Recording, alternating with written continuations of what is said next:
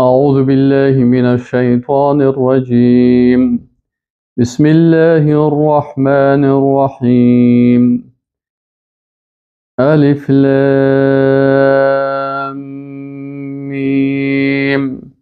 ذلك الكتاب لا ريب فيه هدى للمتقين الذين يؤمنون بالغيب ويقيمون الصلاة ومما رزقناهم ينفقون. بسم الله الرحمن الرحیم. ما و شما در جزء اول در سوره بقره رسیدیم. الحمدلله سوره فاتحه را خلاص کردیم. در سوره بقره موضوع اساسی سوره چی هست؟ وقتی ما و شما در یک سوره میم، اول موضوع اساسی از او را سرش بحث میکنیم، به خاطر از اینکه اگر موضوع اساسی یک سوره را بفهمیم، باز باقی مانده امو تمام سوره در امو موضوع، در این موضوع تقسیم بندی میشه و این موضوع را بر ما بیان میکنم. این حال سوره بقره سه موضوع اساسی داره که این موضوعات از این ما و شما باید بفهمیم. دو موضوع در جزء اول است و یک موضوع هم در جزء دوم است که ما و شما دو موضوع اولش که در جزء اول است سر از این انشاءالله بحث میکنیم. خب در جزء اول موضوع اول چی هست؟ در جزء اول موضوع اولش دعوت قرآن هست. مقصد از این دعوت هست و تقسیم مردم در مقابل از این دعوت است. یعنی الله متعال دعوت قرآن را بیان میکنه که قرآن به چی دعوت میکنه. وقتی که را بیان کرد در مقابل از این دعوت مردم چه قسم تقسیم شدن، تقسیمات مردم را بیان میکنه که چه قسم و به این شکل بیان میکنه که مقصد از این دعوت چی هست. وقتی که قرآن از مشان دعوت توحید بیان میکنه، مقصد از این دعوت چی هست؟ این موضوع اول سوره چی هست؟ سوره بقره هست. موضوع دومش خلافت انسان در روی زمین بیان میکنه. از کجا شروع میشه؟ و اذ قال ربک للملائکه انی جاعل فی الارض خلیفه. این خلافت انسان در زمین بیان میکنه. باز بیان میکنه که وقت خلافت به بنی اسرائیل رسید، چرا خلافت از بنی اسرائیل گرفته شد؟ بنی اسرائیل برشان خلافت رسید، خلافت زمین برای اینا تعلق گرفت و چرا از پیش از اینا این خلافت گرفته شد؟ و یعنی نمونه از خلافتی که چی شد؟ خلافت ناکام بنی اسرائیل بیان میکنه. و سومی مثالی که در این قسمت هست خلافت ابراهیم علیه السلام بیان میکنه که ابراهیم علیه السلام وقتی که برش حکم الله بیان شد، ابراهیم علیه السلام تمام حکم الله را بالای خود تطبیق کرد و به شکل منظم آنچه که برش حکم داده شده بود او را بر مردم رساند. خب این حال اینی سه چیز همو موضوع اساسی سوره بقره هست. و موضوع سپاره دوم است که باز موضوع سومی است که بازو در جزء دوم میاد که بازو را ما و شما انشاءالله در وقت رسیدن از او باز ما براتون بیان میکنم. خب حال وقتی که ما و شما دو موضوع اساسی سپاره اول بیان کردیم، این در چند مطلب میخوانیم. مطلب اول که دعوت قرآن و تقسیم مردم در مقابل از دعوت است بر ما و شما بیان میکنه. دعوت قرآن چی هست و مردم در مقابل از چه قسم موقف گرفتن. از آیت اول الی آیت 20 سوره بقره هست. میم شروع میکنیم. اعوذ بالله من الشیطان الرجیم. بسم الله الرحمن الرحیم. الله سبحانه و تعالی میگه الف لام میم. الف لام میم علما میگن که الف لام میم حروف مقطعات است. ما در عبارت چی میگیم؟ الله اعلم بمراده. الله اعلم بمراده. ما همینقدر میگیم، اضافه در عبارت معلومات نداریم. خب اگر یک کسی میگه که چرا میگین الله اعلم بمراده و تو چرا نمیفهمی؟ من میگم به خاطر از این من نمیفهم که اگر ما استاد هستم یا در پوانتون تدریس کردیم یا دعوت کردیم یا بالاخره چندین سال درس دادیم، ما در مقابل قرآن جاهل هستم. من نیاز دارم به علمی که در قرآن هست، من نیاز دارم به آنچه که در قرآن هست. از این خاطر ما به خاطر از اینکه از این قرآن استفاده خوب کرده برم، باید در اول به جهل خود اعتراف بکنم و بگویم که الله اعلم بمراده. اینمی حروف الله مرادش میفهمم، من نمیفهمم و ما این قبول دارم، رد نمیکنم، پس من تسلیم هستم. به این حروف چی حکمت است؟ حکمتش الله میفهمه. ما همه قدر میگم که الله اعلم بمراده و ما به مراد الله و به حکم الله تسلیم هستیم. خب آل ذالک الکتاب لا ریب فی، اینجا ذالک الکتاب، امی کتاب، کدام کتاب؟ قرآن عظیم شان. لا ریب فی، در این شک نیست، هدی للمتقین. در اینجا صفتهای سیگانه قرآن میگه، یعنی 3 صفت قرآن برای ما معرفی میکنن. صفت اول این قرآن چی است؟ که این کتاب بسیار عالی مرتبه هست. از کجا میگه که این عالی مرتبه هست؟ میگه ذالکه که هست. وقتی ما در زبان عربی یکی ذا داریم میگیم هذا، این. وقتی که میگیم ذالکه یعنی اون. چی معنی اون؟ یعنی چیزی که بسیار مقامش چی است؟ بلند است. اینجا نگفت که هذا الکتاب لا ریب فیه، گفت ذالک الکتاب، امی کتاب، آن کتابی که بسیار چی دارم؟ این مکانت و مقام با عظمت داره. پس این اول از کلمه ذالکه ما چی رو فهمیدیم؟ که یعنی این کتاب است که مقام و منزلتش بسیار بالا هست، اصلش در لوح محفوظ هست که از اون جبریل امین از الله متعال گرفته و به امین آسمان به امین زمین آورد که رسول الله صلی الله علیه و سلم است. خب دوم الف لام در الکتاب، ذالک را خب فهمیدیم. الکتاب چی میگه؟ میگه الف لامی که در کتاب است، ای به معنای جنس است، یعنی ای کتاب که هست کتاب کامل هست. الف لام جنس است، یعنی جنس از این کتاب چی است؟ این کتاب کامل است. چون کتاب دارای مقام عالی است، کسی که بالای او این کتاب نازل شده و کسی که به این کتاب ایمان آورد و کسی که اندیشه و عقیده خود از این کتاب میگیره، این مقام عالی می داشته باشه. پس این کتاب بلند مرتبه هست و این کتاب کامل هست و کسی که از این کتاب استفاده میکنه الله بر از او مقام و منزلت میده. سوم نقطه که در اینجا بیان میکنن موجودیت و کتابت اصل آن در لوح محفوظ به نزد الله است که توسط امین آسمان و امین زمین که محمد صلی الله علیه و سلم است نازل شده. خب گفتیم ذالک الکتاب. دوم موضوعی که بیان میکنه میگه لا ریب فی، در این کتاب شک نیست. یعنی در این کتاب، در خود اصل کتاب هیچ شک نیست. این کلام رب العالمی هست، واضح هست، روشن هست. این که دیگران خودشان شک میکنن، اونا در فهم ازی، در دانستن ازی و در فهم خود شک میکنن.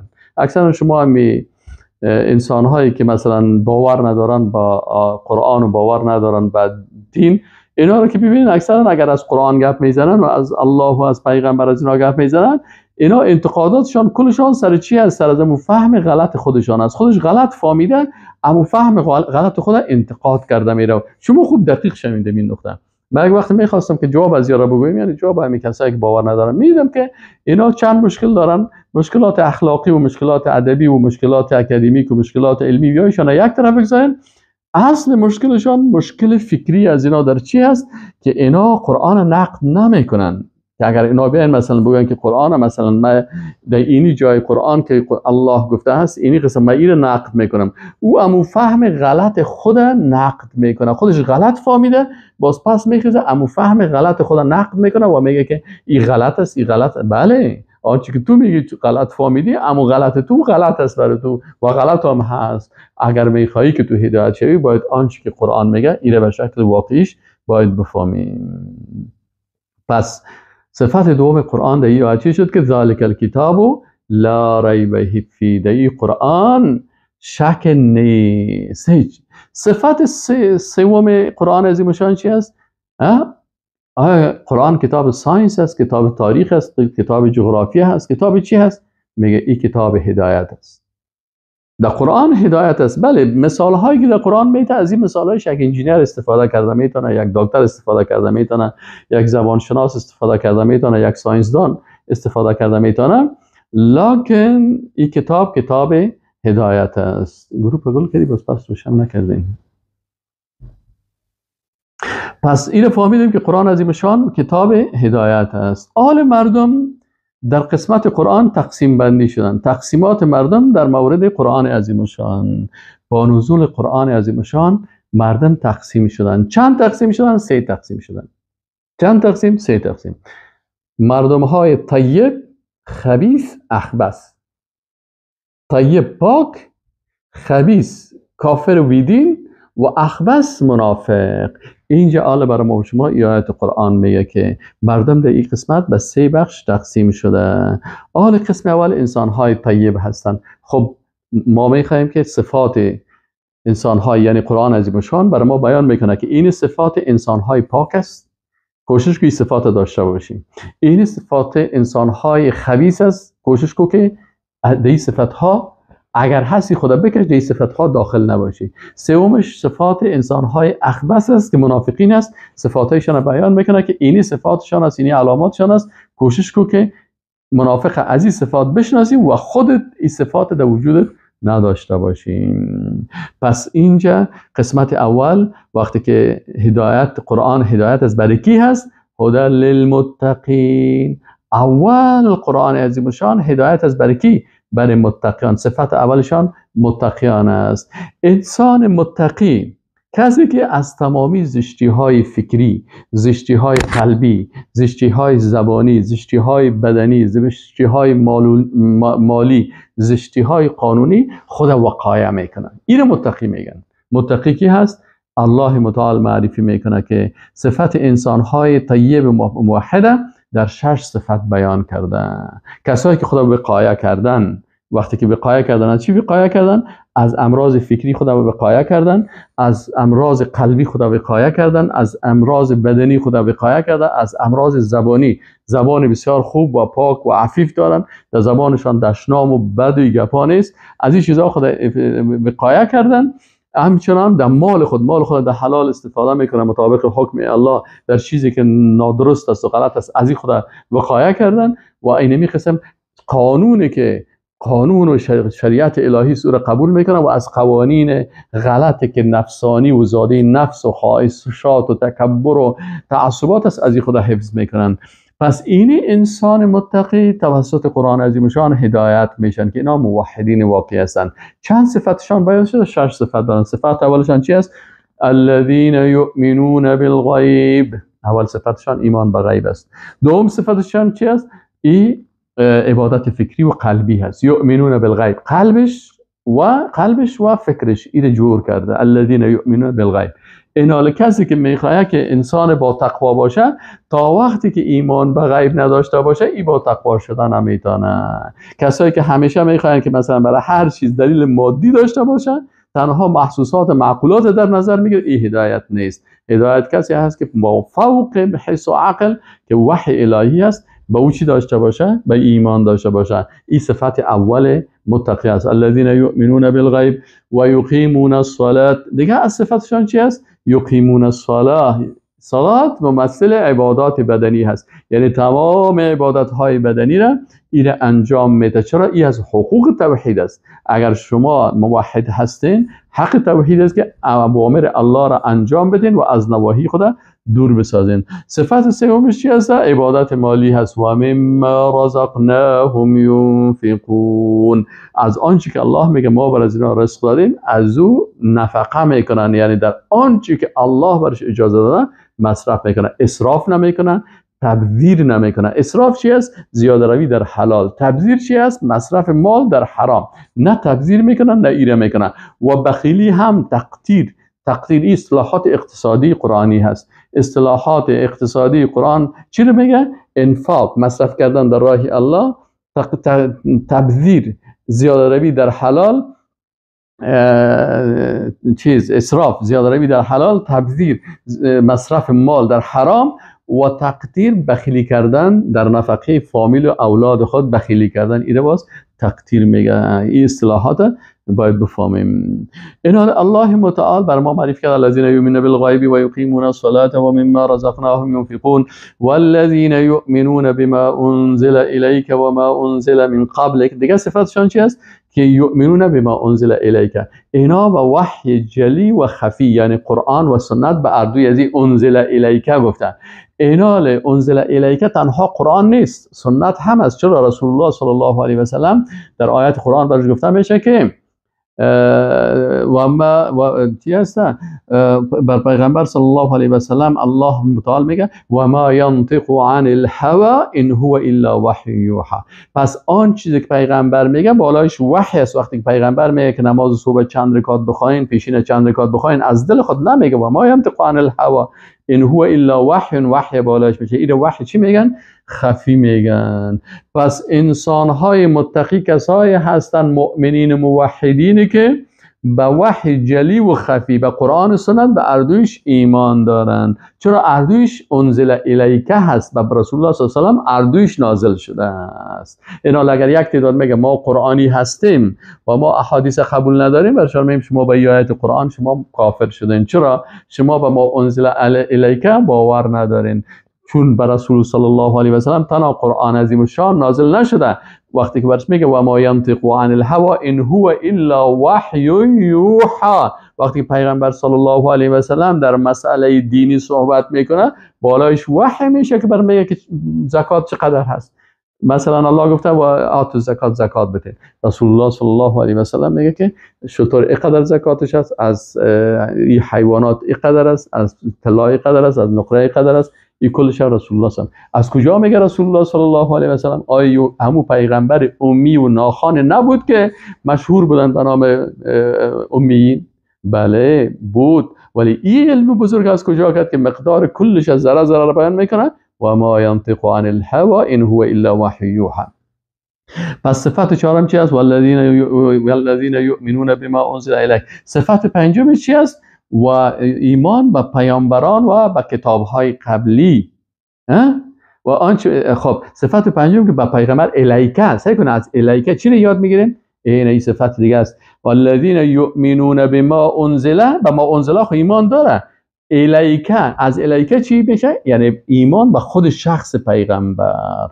این صفت پنجمی هست که به خود شخص پیغمبر هم ایمان داره. و صفت ششم چی است؟ و ما انزل من قبلک، و با آنچه که قبل از تو نازل شده است که او کتاب‌های قبلی هست به او هم ایمان دارم. الذین یؤمنون بما انزل الیک و ما انزل من قبلک و بالآخرة هم یوقنون. صفت هفتمشان این صفت، 7 صفت دارن. صفت هفتمشان چی است؟ به آخرت یقین دارن، یعنی در آمدن آخرت هیچ شک ندارن. الذين يؤمنون بالغيب ويقيمون الصلاة ومما رزقناهم ينفقون والذين يؤمنون بما أنزل إليك وما أنزل من قبلك وبالآخرة هم يوقنون. آن نتیجه چی میشه؟ اسم انسانهای طیب یعنی مؤمنین موحد نتیجه چی دارن؟ نتیجه داشتن صفتهای انسانهای طیب. اولئک علی هدی من ربهم و اولئک هم المفلحون. این برای انسانهای طیب یک پاداش در دنیا هست و یک پاداش در آخرت هست. در دنیا هدایت حاصل میکنن. اولئک، امی گروه الله شهادت میده که علی هدی من ربهم، اینا به هدایت هستن و پاداش اخرویشان چی است؟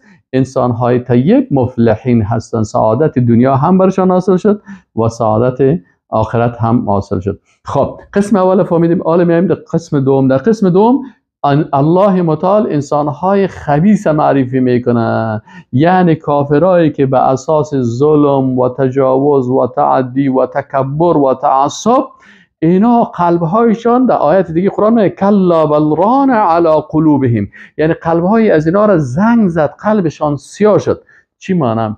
معنی است یک نفر بسیار گناه میکنه، وقتی که گناه میکنه یک نقطه سیاه در قلب از این گذاشته میشه، یک نقطه سیاه. اگر امی توبه کرد امی نقطه سیاه پاک میشه با اساس توبه، اگر نکرد با گناه دومی 2 نقطه 3 نقطه شه.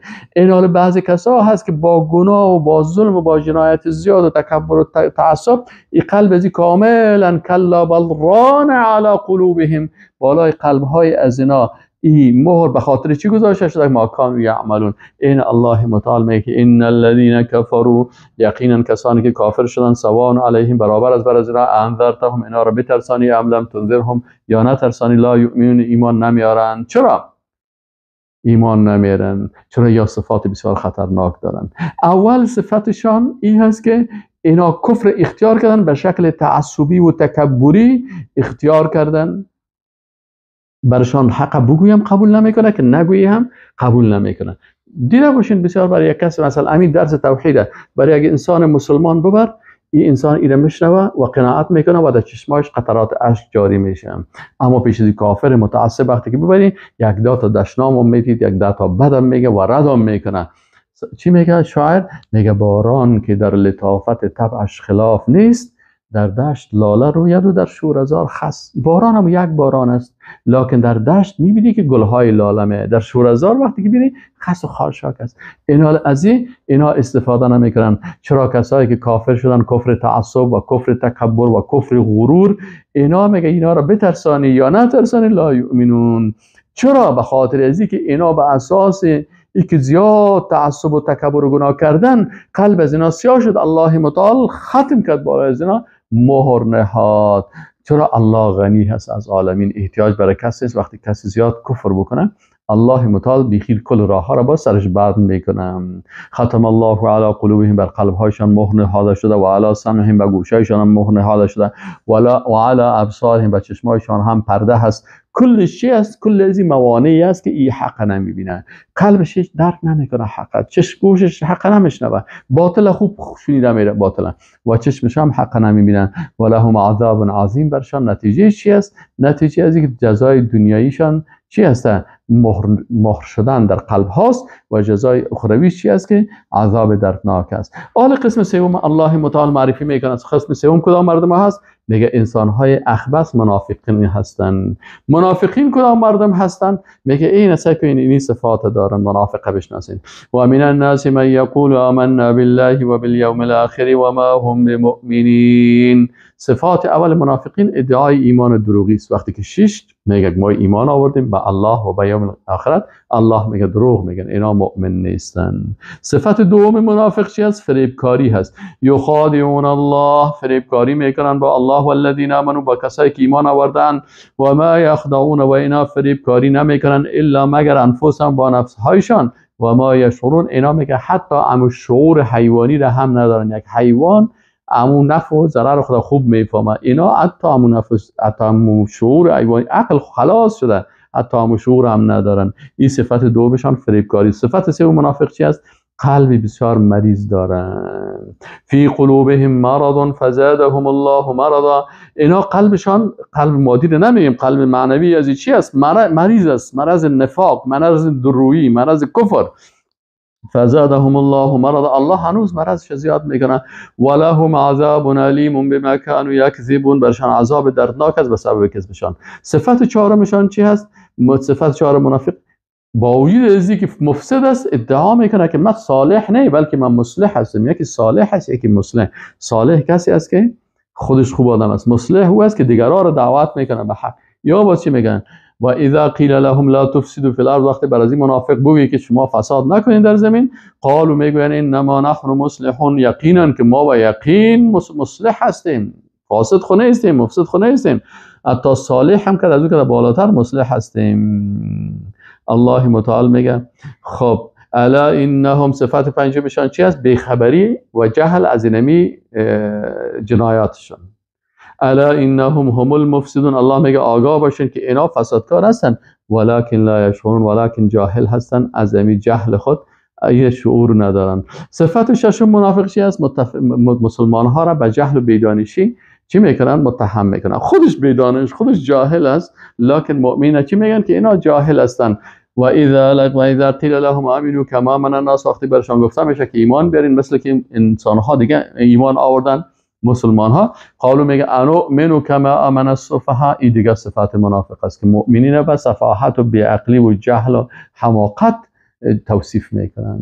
این صفت منافقین است. الا الله متعال میگه شما مسلمان ها خفه نشین، الا آگاه باشین، انهم هم السفهاء، خود این منافق جاهل است، خودش احمق است، خودش بیشعور است، ولکن لا یعلمون، لکن علم نداره. اگر علم میداشت این گپ نمیگفت. صفت هفتم منافق چی هست؟ درویی هست. پیش مسلمان مسلمان است، پیش کافر که رفت کافر است. و اذا لقوا الذين امنوا، وقتی که با مؤمنین ملاقات میکنن، قالوا آمنا، میگه این ایمان آوردیم، ما مسلمان هستیم، در پیشانی ما کفر نشته است؟ نشته نیست. کجا در پیشانی کی کافر نشته هست؟ و اذا خلوا الى شیاطینهم، باز وقتی که پیش شیطانای خود رفت، باز به اون شیطان بزرگ خود باز برای چی میگه؟ انما معکم، ما شما هستیم، انما نحن مستهزئون، ما شما هستیم، ما دموکرات هستیم، سوسیال دموکرات هستیم، لیبرال دموکرات هستیم، کمونیست هستیم، ما بیدین هستیم، ما چم اصطلاحات عجیب و غریبی بر خود کشیدن. صفت هشتم منافق چی است؟ استهزاء و تمسخر است. همیشه تمسخر به هر چیز مقدسات و به اسلام و به اساسات دینی استهزاء میکنن و با مسلمان ها استهزاء میکنن. و اذا لقوا الذين امنوا قالوا آمنا و اذا خلوا الى شیاطینهم قالوا انا معكم انما نحن مستهزئون. الله متعال در مقابل استهزای از اینا میگه که الله یستهزئ بهم، الله اینا رو به استهزاء میگیره، خودشان رو رسوا میکنه، در بدرشان میکنه. از این خاطر منافقین روز به روز کشف شده میرن. و یمدهم فی طغیانهم، و بر از اینا فرصت میده که در سرکشی خود اموت دامه داشته باشن. صفت نو منافق چی است؟ اختیار و گمراهی و دلالت است به وجه هدایت. اولئک الذین اشتروا الضلاله، منافقین کسایی هستند که خریدن امی سرمایه ایمان خدا فروختن، عوضش گمراهی را خریدن در مقابل عزیز دادن چی؟ بالهدى، در مقابل هدایت. فما ربحت تجارتهم، پس فایده نکرد بر از اینا تجارتشان، هیچ منفعت نکرد بر از اینا تجارتشان. فما ربحت تجارتهم و ما كانوا مهتدین، و اینا هدایت نیستن. خب این نوع صفت منافقین گفتیم. نتایج و جزای منافقت چی هست؟ این کسی که منافقت میکنه الله متعال بر ازی چندین جزا میده. اول جزایشان عدم قبول ایمانشان، و ما هم بمؤمنین. دوم جزایشان صفت لاشعوری را میگیرن که الله برشان میگه و ما یشعرون. این چی است؟ این از شهادت الله هست. سوم مستحق شدن عذاب دردناک، الله میگه ولهم عذاب علیم. چهارم گرفتن لقب مفسد، الله سرشان شهادت میده که این منافقا الا انهم هم المفسدون. دیگه لقب سفاهت و جهالت، الله میگه که الا انهم هم السفهاء، الله میگه اینا جاهل هستن. دیگه یه مستحق شدن استهزاء و هلاکت، الله یستهزئ بهم. جزای هفتمشان چی است؟ که اینا طغیان هستن، طاغوت هستن، فی طغیانهم یعمهون. جزای دیگهشان چی است؟ گرفتن لقب علاقمندان و خریداران گمراهی، اولئک الذین اشتروا الضلاله بالهدى. جزای دومشان چی است؟ نقص کنندگان در تجارت، تجارتی که میکنن تجارتشان بیفایده است. فما ربحت تجارتهم. و جزای 11 چی است؟ که اینا از هدایت محروم هستند و ما كانوا مهتدین. جزای 12 چی است؟ از دادن نور و باقی ماندن در تاریکی های کفر. یعنی اینا در چی میمانند؟ مثلهم کمثل الذی استوقد نارا. میگه شما دیده باشین منافقین مثل کی وارست؟ مثل یک نفر در یک دشت، شما ببینید یک دشت تاریک است، تاریک است، و اینجا شما در نصف شب مثلا هستین، در اینجا ببینید که اگر یک به خاطر تاریکی، همین کسی که در تاریکی اینجا مانده، همین یک چراغه که روشن میکنه یا یک آتش در میته، باز شمال میشه و باران میشه، ایره میبره. منافق کل زندگیش اینه می قسم هست، در تاریکی روشن میشه و گل میشه، از پیش روشن میشه و گل میشه. مثلا میگه مثال از اینا که مثل الذی استوقد نارا، مثل کسی که یک آتش روشن کرد، فلما اضاءت ما حوله، وقتی که امیر روشن کرد اطراف از اینا، ذهب الله بنورهم، الله امیر روشنی از اینا را میبره، و ترکهم فی ظلمات، اینا را در تاریکی ها میگذارن، لا یبصرون، که هیچ چیز نمیبینه. جزای 13 منافق چی هست؟ صم بکم عمی فهم لا یرجعون. اینا کی هستن؟ کران حقیقی هستن، ناشنوای. و بسیاری کسا کر است، مؤمن است، بسیاری کسا مثلا نابینا هست، خوب حافظ قرآن است و خوب دین از ما و تو که خوب میفهمه. مثلا بعضی کسا گنگ هستن لکن با اشاره خود میگه که الله یکی است، اما اینا چشم هم دارن، گوش هم دارن، همه چیز دارن، لکن اینا ناشنوای حقیقی، نابینای حقیقی هستن و گنگ های حقیقی هستن. جزای چهارمشان چی است؟ که یا زندگیشان کلش هیجانی است. انسان منافق در زندگی خود هیچ احساس راحت نمیکنه. مثل چی وره؟ او کصیب من السماء، یا مثل ایست که مثلا در روز بارانی شما فکر کنید یک نفر در زیر باران است، فیه ظلمات و رعد و برق، در تاریکی هم است و رعد و برق هم است. اینال امی کسایی که دمی دشت ماندن در گوشهای خود چی نمیگیرن؟ انگشتای خود میگیرن، به خاطر که از امی صاعقه ها و از امی رعد و برق و از این چیزا خود نجات بده از ترس مرگ. منافق کل عمرش اینمی قسم دمی حالت قرار دارن. والله محیط بالکافرین، الله میگه به منافقا احاطه میکنه و اینا دمی هلاکتشان. جزای 15 منافق چی است؟ که زندگی سخت است. یکاد البرق یخطف ابصارهم، نزدیک است که همین برق، همین رعد و برق چشمای از اینا از بین میره. کلما اضاء لهم مشوا فیه، یک همک روشنی شوه اینا در راه میره. و اذا اظلم علیهم، وقتی که پس تاریک شوه قاموا استاد میشه. دیده باشین هم یک کسی در متعالت در دشت قرار داشته باشه. منافق اینمی حالتش برای همیشگی هست. ولو شاء الله لذهب بسمعهم و ابصارهم، اگر الله بخواد شنوایی گوش و بینش چشمای از اینا از بین میبرن. ان الله علی کل شیء قدیر، الله به همه چیز قدرتمند هست. این شد 3 طایفه که ما و شما گفتیم الله معرفی کرد: طیب، خبیث و اخبث. این 3 طایفه را در این آیات معرفی شد. حالا میایم در مطلب دوم که مقصد دعوت بیان میشه. مقصد دعوت توحید، مقصدش چی هست؟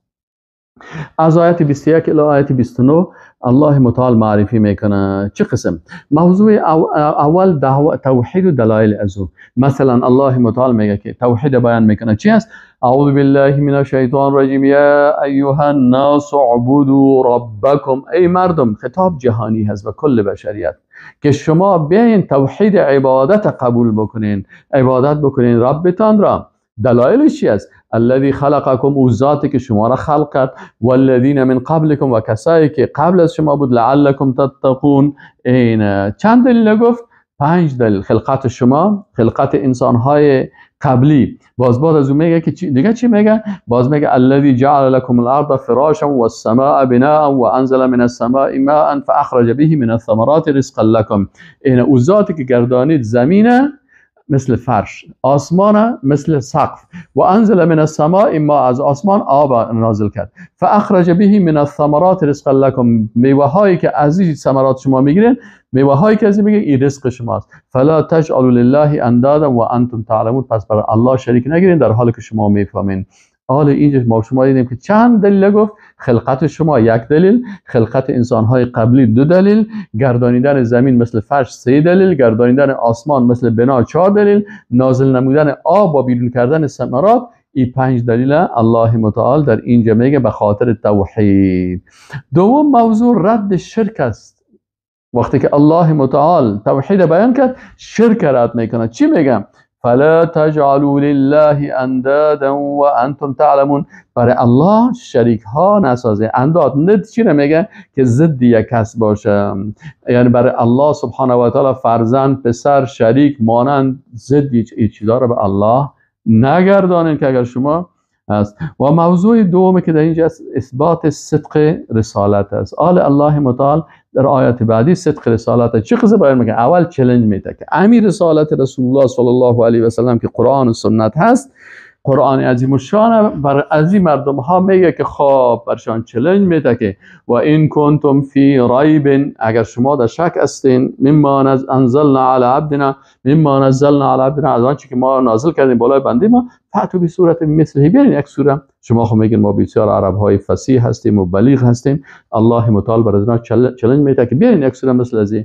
و دو شهداءکم، برین تمام بزرگایتان و اونا رو بخواین، کسایی که متخصصین ادبیات هستن، دکترا دارن در ادبیات، دکترا دارن در فلسفه و دکترا دارن در منطق و دکترا دارن در امور مختلف، اونا رو هم دعوت بکنین با امرای اونا یک جای یک سوره از قرآن بسازین. این کنتم صادق من دون الله، لکن بدون کمک الله، بدون کمک الله از قرآن استفاده نکنید، بخواین کل از اونا را. این کنتم صادقین اگه شما رسیدن. این حال وقتی که شما ایره نکردین، باز این حال الله بر از اونا تخویف میده و اینا را بیدینا را میترسانه و مؤمنین بشارت میده. فإن لم تفعلوا، بر بیدینا میگه که فإن لم تفعلوا، اگر شما این کارا نکردید، ولن تفعلوا، و هرگز کردم نمیتونین، فاتقوا النار التي وقودها الناس والحجاره، شما بترسین از او آتشی که هیزم از انسان ها و سنگ هاست، اعدت للکافرین، که آماده شده برای کافران. و بشر الذین آمنوا، باز اینال به مؤمنین چی است؟ بشارت است. اونا را خوف میده، موحدین برای مشرکین و مخالفین و بیدینا و کافرها خوف است، برای موحدین بشارت است. و بشر الذین آمنوا و عملوا الصالحات، و بشارت بتین بر کسانی که ایمان آوردن و اعمال صالحه کردن، ان لهم جنات تجری من تحت الانهار، که بر از اینا جنت هایی است که جاری هست از زیر از اینا نهرها، جویبارها. کل ما رزقوا منها من ثمرات رزقا، هر وقتی که از ثمرات میوه های امی جنتی ها چی میکنن؟ یک رزق میگن، این قالوا هذا الذي رزقنا من قبل، اوه این همون میوه هایی است که در دنیا هم موجود بود. یعنی در جنت دو قسم نعمت است، نعمت هایی که در دنیا هست، میوه هایی که در دنیا هست، چیزایی که در دنیا نعمت هست، این هم در جنت است، زیباتر و خوبترش. و باز نعمت های دیگه است که ما لا عین رأت ولا اذن سمعت ولا خطر به قلب بنی بشر، نعمت های دیگه است که نه گوش شنیده و نه چشم دیده و نه در قلب ما و شما تیر شده. باز اون نعمت های دیگه جنت است که الله متعال ما و شما را نصیب بکنم. قالوا هذا الذي رزقنا من قبل و اوتوا به متشابها، باز بر از اینا مشابه میوه های دنیا مثل انگور دنیا برش انگور میه، لکن انگور جنت او دیگه باز مزه خاص خود داره، سیب جنت مزه خاص خود داره. سبحان الله، الله نصیب ما و شما بگردانم. خب من تحت الانهار كلما رزقوا منها من ثمرة رزقا قالوا هذا الذي رزقنا من قبل و اوتوا به متشابها ولهم فيها ازواج مطهرة، برای جنتی ها همسرای پاک است. این همسرایی که در دنیا هست بعضی ناپاکی ها داره، یا مثلا در خوی خود بد اخلاق و جنگره می باشه، یا مثلا در زبان خود مثلا تند می باشه، یا مثلا مریضی های می داشته باشه، مشکلات می داشته باشه.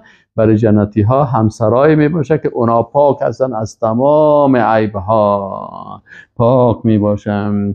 و حتی خود جنتی که به جنت میره، اوجا آیت قرآن میگه که و نزعنا ما فی صدورهم من غل، تمام قلب امی انسان جنتی پاک ششته میشه که دیگه هیچ دو غل و غش و حسادت و کینه و این چیزا از قلب ازی دور میشه. ولهم فیها ازواج مطهرة. خب آیا در این جنت که قدر نعمت ها هست، یک وقت انسان میگه خب این نعمت ها برای من داده شد، تو نشه که دیگه روز وقت ما پوره شد و بگه برای جنت، الله متعال میگه که نه، این بشارت هم برشان بدین که و هم فیها خالدون، در این جنت برای دائم می باشه. خب موضوع دیگه که حالا بیان میکنه، شبهات رد میکنه، حال شبهات رد میکنه، میگه ان الله لا یستحی ان یضرب مثلا ما بعوده فما فوقها. حالا الله متعال شبهات بعضی الله متعال مثال از پشه میگه، مثال از مگس میگه، مثال از چیزا میگه. الله متعال میگه که الله را حیا نمیگیره، ان الله لا یستحی، الله را حیا نمیگیره از چی؟ از یک مثال از یک پشه بتن. چرا؟ بفرمایین شما خود در عصر تکنولوژی هستین، یک دانه پشه بسازین، یک وقت در یک جای خواستن که پشه بسازن، پرزه ها را جمع کردن اعضای آناتومی پشه را وقتی کل زیر بند مانند از پرزه ساختن، یک وقت سعی کردن که همین پشه که کینا میخواستن این به اندازه یک هلیکوپتر گشت. وقتی که تو میخوایی که با حکم الله مقابله بکنی، آل خیر شما لطف بکنین یک دانه پشه بسازین که تو امی آناتومی رو داشته باشه، به امی اندازه هم تو کوچک باشه، نتانستن. پس اینجا چی شد؟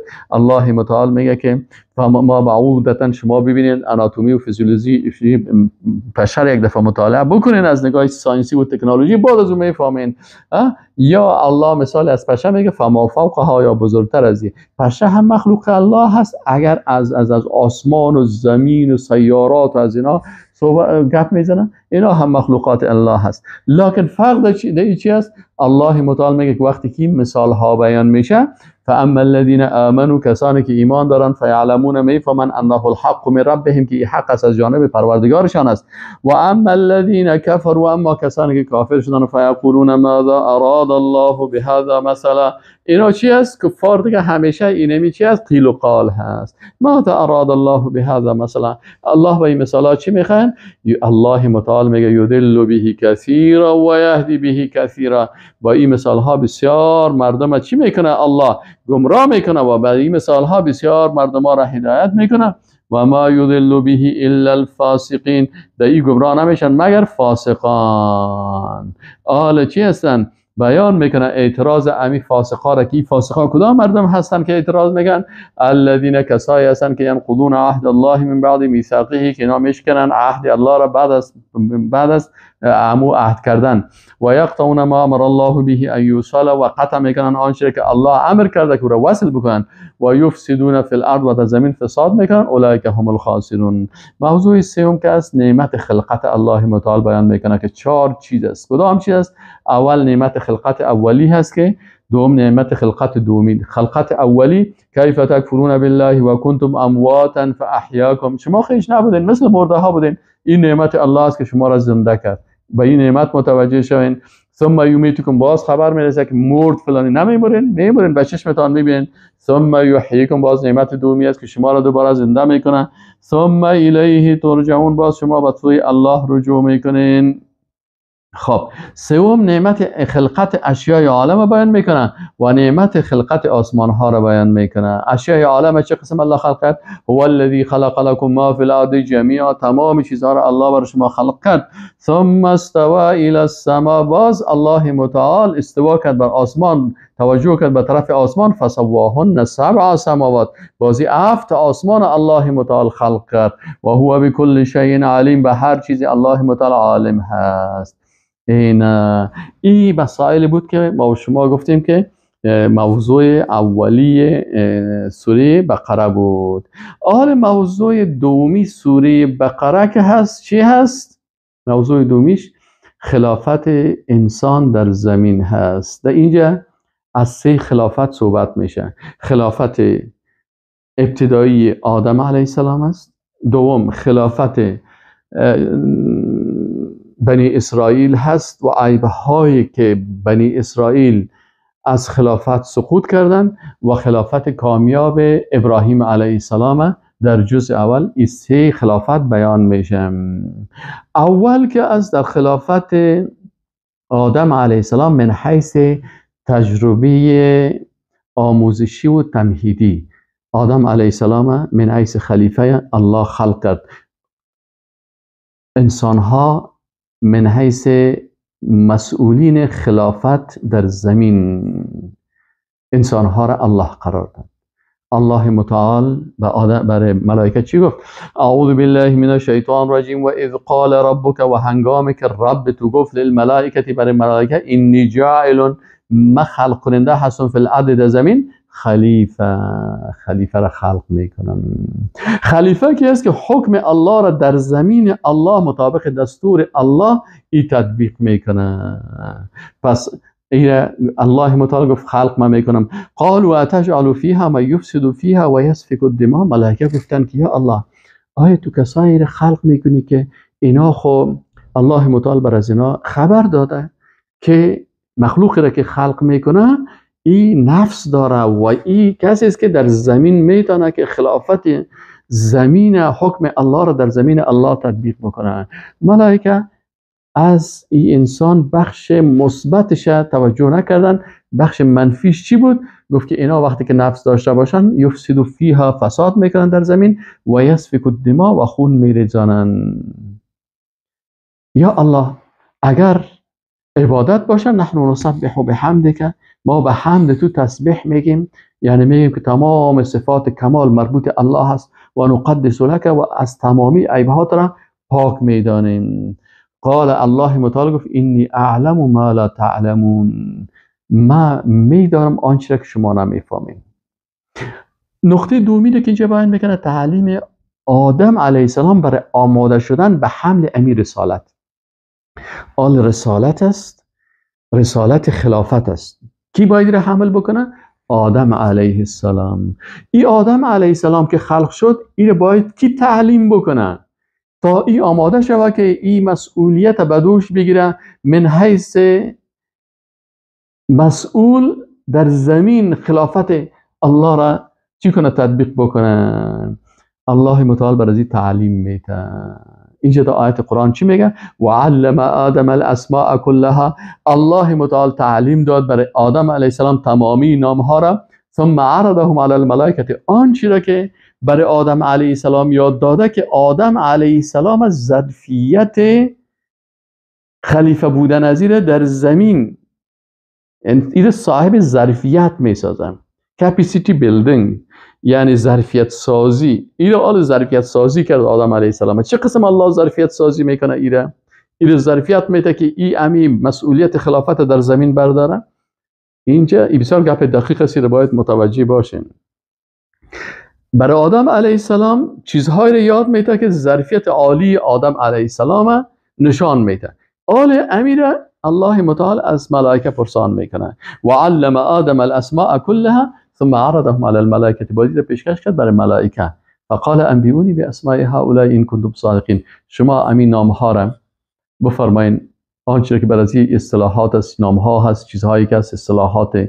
علما در این باره زیاد بحث ها کردن. بعضیا میگن اصطلاحات سیاسی است، بعضیا میگن نامهای چیزهای مادی است، بعضی وسایلی که در اون وقت موجود بود، بعضی چیزهایی که است.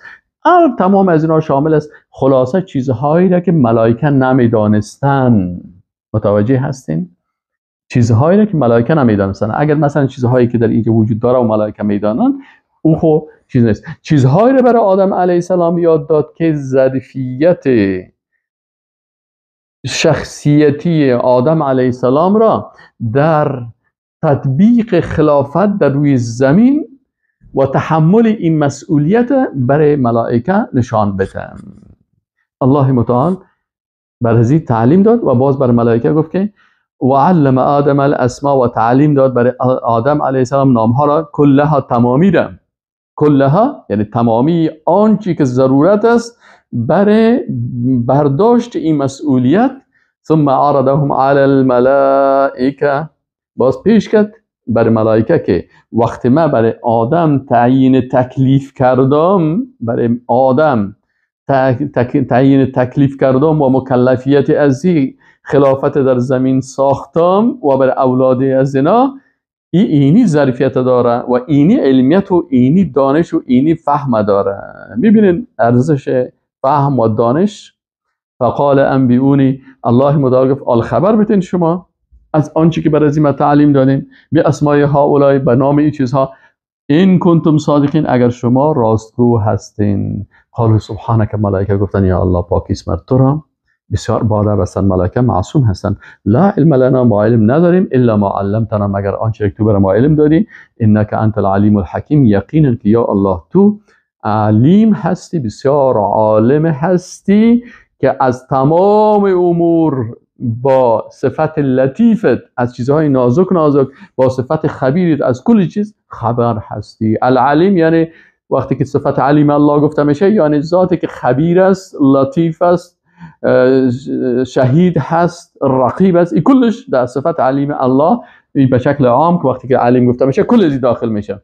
در پالوی از که الله تو ذات علیم هستی و از همه چیز با خبر هستی، از ظاهر و باطن و مخفی و از داخل ما و از امور آینده و تو. الحکیم، بسیار یا الله با حکمت هستی و حاکم هستی که تو تشریع میکنی و تو قانون میسازی و تو حق و باطل تعیین میکنی. بناهن ما برای تو تسلیم هستیم.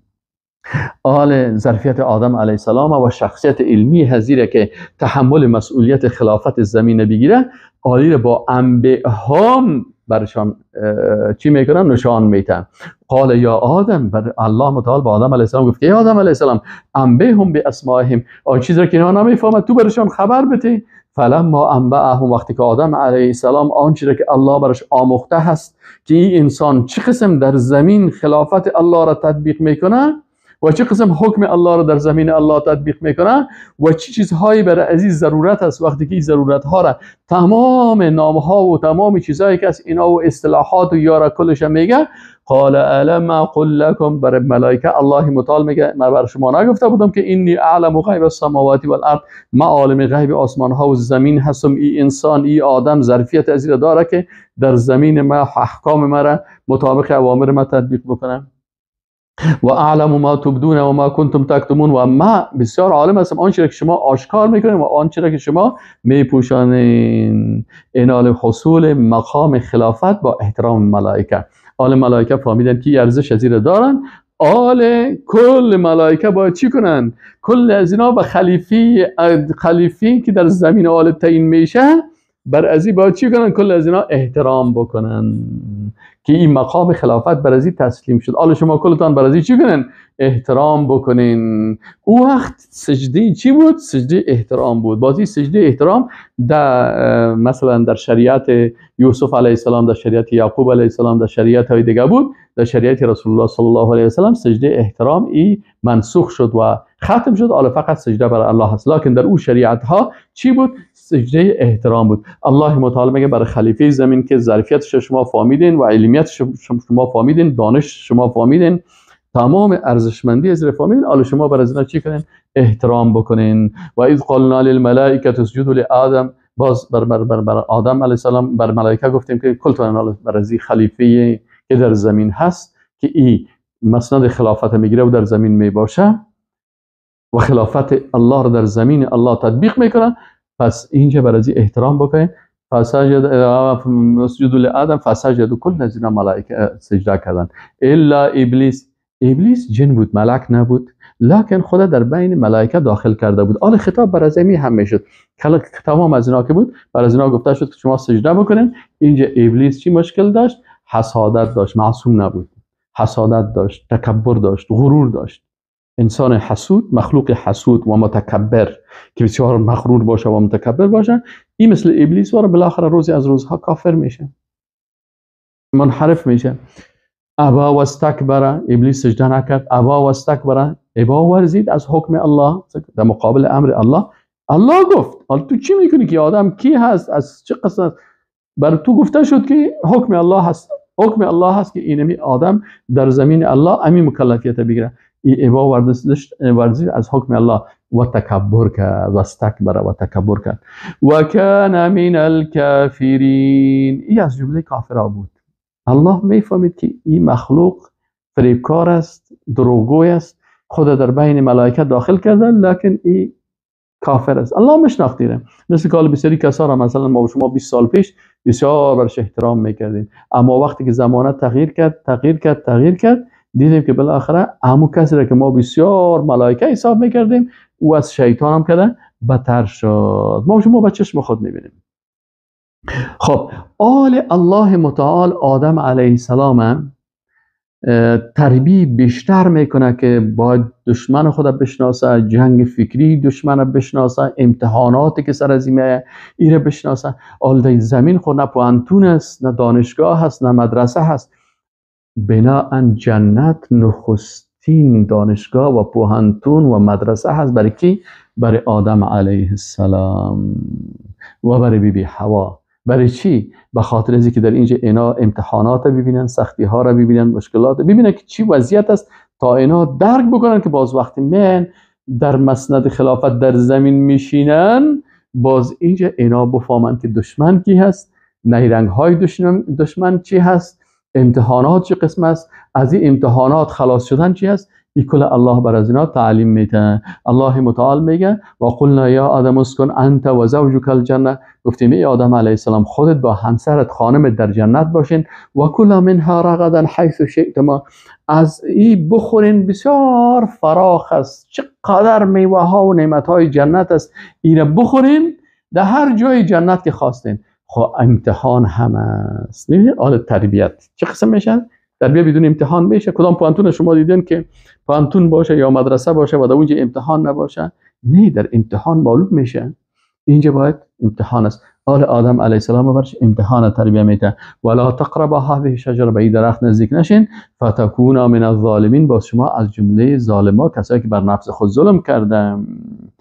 ششم، شناخت دشمن و برنامه‌های فکریش. الله متعال برای آدم علیه السلام در جنت نشان میده که دشمنش کی هست و دشمن چی برنامه‌های فکری داره. متوجه هستین؟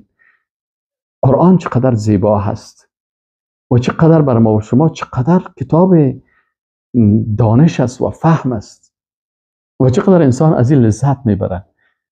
دشمن برش معرفی میکنه در جنت، در پوهنتون. جنت برش پوهنتون ساخته، دانشگاه ساخته، مدرسه ساخته. اینجا برش دشمن نشان میده و برنامه های فکری دشمن برش نشان میده. فازلهم الشیطان عنها، شیطان آمد در امی جنت پیش از اینا داخل شد. باز در آیات دیگه قرآن ما و شما میخوانیم که در اینجا باز شیطان بر اردوشان قسم میخوره. جنگ فکری، اولین مؤسس جنگ فکری کی است؟ ابلیس است. به آدم هوا ابلیس خو آل نمیتونه که با امر از اینا و جنگ فکری میخواد که اینا و قاسمهما، برشان قسم میخوره که من بر شما نصیحت میکنم از همون میوه که منع شدین از این شما بخورین. این فقط یک چیز است، یک امر است، بسیار سر شما زیاد تاثیر نمیکنه. مثل بسیاری وقتا شما بسیاری چیزها را دیده باشین، بسیاری شیطان ها یا ابلیس هایی که شاگردای شیطان هستن، پیش انسان میگه که اگر شما این گناه را بکنی این پروا نداره، این گناه کبیره پروا نداره، تو یک گلاس شراب بخوری چی مشکل داره، یا مثلا تو به حجابی بکن چی مشکل داره، یا آرایش کم بکن چی مشکل داره. این چالها و جنگ فکری ابلیس از اول بوده هست. پس الله متعال برش نشان میده. ابلیس آمد بر از و قاسمهما انی لکما لمن الناصحین، من نصیحتگر شما هستم. آل اینجا و برنامه فکری از اینا را آدم علیه السلام فازلهم الشیطان عنها فاخرجهما مما كان فيه.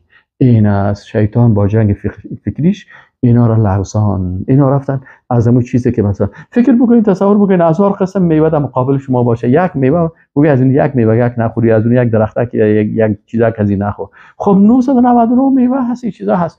لکن اینجا مسئله امتحان است، جنگ فکری دشمن است و کار دشمن است. آل آدم علیه السلام دشمن خود که ابلیس است ایران میشناسه، اونجا سجده نکرد. آدم علیه السلام خب سجده نکرد، کافر شد. چرا؟ آلی کافر خودش شد دیگه. نه ای آدم، این کافر نمیگذاره که تو مسلمان باشی. کافر که خودش کافر شده، آل میخواد تو را هم بیدین بسازد، تو را هم در جنت نمیمانه، تو را هم با برنامه های جنگ فکری میخواد تو را هم نابود بکنه. از اینجا الله متعال میگه اینا را لغزاند شیطان فاخرجهما مما كان فيه، اینا را اردوشانه از جنت با دسیسه خود خارج کرد. این آیت قرآن رد از به عقیده یهود و نصارا. یهود و نصارا میگه که اصلا زن سبب شد که، یعنی بی حوا سبب شد که آدم علیه السلام این میوه را بخوره. الله از بی حوا اینجا دفاع میکنه و میگه که نخیر شما نمیفهمین، اینا را اردوشانه شیطان سبب از این شد، ابلیس شد.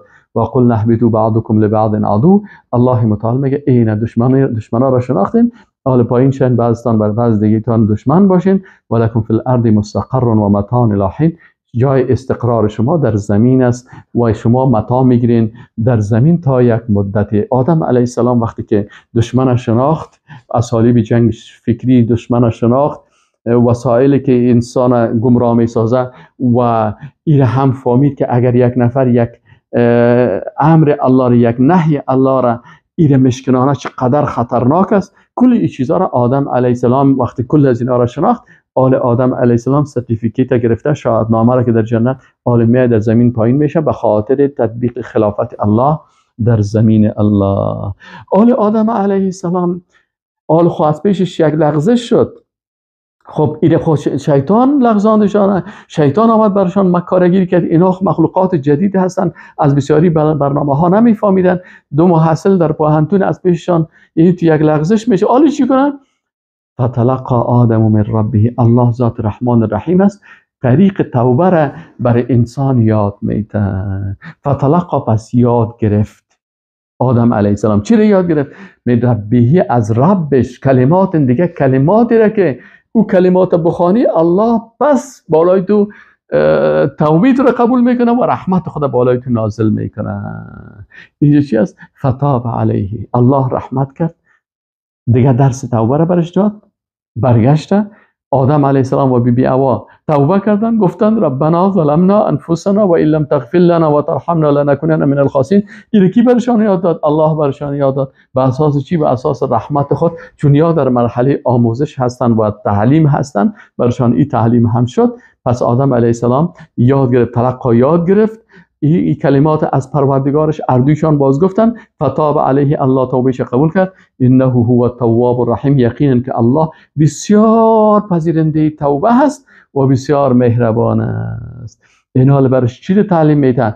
آموزش مکلفیت اطاعت از تشریع الهی، که اگر شما تشریع قانون الهی را در زمین الله تطبیق میکنین چی نتیجه داره؟ و قل نهبطوا منها جمیعا، الله متعال میگه کلتان پایین شوین از جنت. جنت خب بالا هست، شما پایین شوین در زمین. فاما یاتینکم منی هدی، وقتی که از طرف ما حکم شریعت میایه، تشریع الهی میایه، فمن تبع هدایا، کسی که از شریعت الله مطابقت بکنه، این درس دیگه، فلا خوف علیهم ولا هم یحزنون، بالایشان نه خوف است و نه هم جگر خون باشن.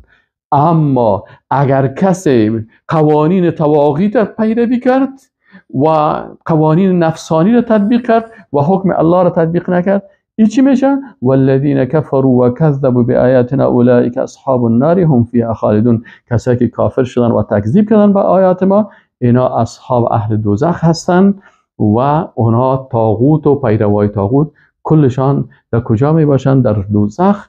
و هم فیها خالدون، و در دوزخ بر همیشه می باشن. و السلام علیکم و رحمت الله و برکاته. سبحانك اللهم و بحمدك اشهد ان لا اله الا الله و استغفرك و اتوب الیک. اللهم صل علی محمد و علی ال محمد كما صليت علی ابراهیم و علی ال ابراهیم انك حمید مجید.